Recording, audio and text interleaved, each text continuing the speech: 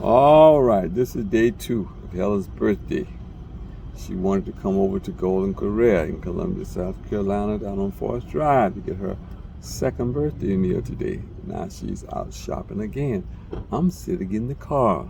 Don't mind sitting in the car, enjoying the breeze. Yes, yes. Oh, okay, there's something I really wanted to say yesterday, but I'm gonna have to say it today.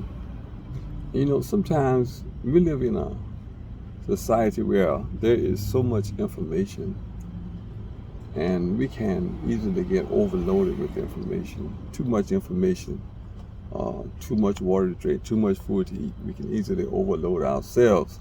And especially when it comes down to our spirituality and our knowledge of the Bible. And, it's about like a car.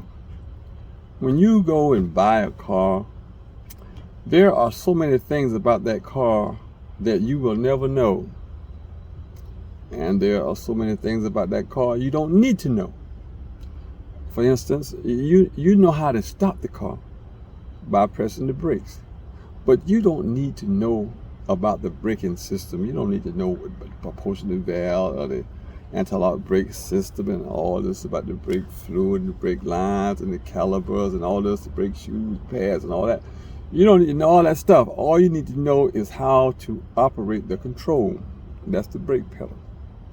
And so it is many times in our salvation. We try to know so many things, so many little details about things. Know the controls. You press on the accelerator and the car goes faster. You don't need to know about the fuel system. You don't need to know about the fuel strand in the tank, the fuel pump, or the fuel filter, or the pressure regulator and all that kind of stuff. Injectors, the throttle body and all that. All you need to know is how to press the gas. You just need to know how to operate the controls. Yes. You operate the steering wheel, you take the steering wheel, you turn to the right, to the left. You don't need to know about the steering system, all about this rack and pinion and all this, that, and the other. All you need to know is how to operate the control, even with the heating system, with the gadgets and stuff. You turn the heat, you want it fast, you want it slow. You don't know how to operate. You don't need to know what happens when you turn it to medium and when you turn it to high. All you need to know is the fan goes faster when you turn it to high. So it is many times in our dealings with things on a spiritual nature. We try to know too many details, which is unnecessary, and get us bogged down. It's good to know things. If I'm a mechanic, naturally I'm gonna need to know this. I'm gonna need to know this if I'm gonna be working on a car and there's a problem. I'm gonna need to know. But if I'm just a driver of the car, I'm owning the car, I don't need to know all of that. I just need to know the controls. So that's how it is when you start reading your Bible and stuff. It's good to know a lot of stuff in the Bible, but know the basic, know the controls. Yeah, how to control things.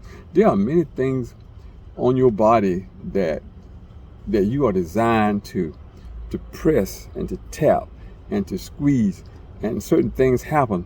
But you don't know all of this. Maybe some practitioner may know this, some of us who might study it may know this, but you don't need to know that.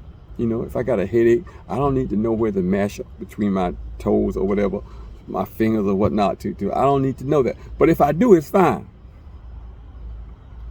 So try not to get yourself bogged down with a lot of information, too much knowledge. Be satisfied in knowing some knowledge. Don't try to know everything, It's all right to be smart. Don't be so smart until you become dumb, That's how a lot of people do. That's what happened to Solomon. Solomon was so smart and so wise until he became foolish. Yeah, he was so wise until he became foolish. Now you got to figure that out. All right, my time is up.